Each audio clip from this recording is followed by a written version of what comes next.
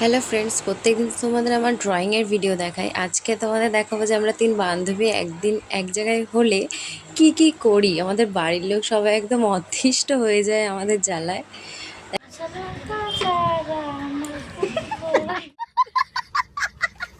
এই কিরম করে কলা গাছ তুলতে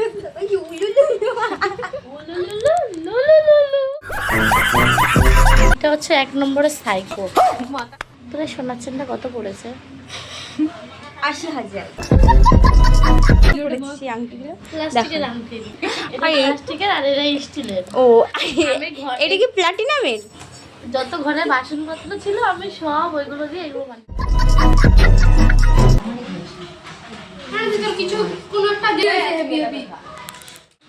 কেমন হয়েছে?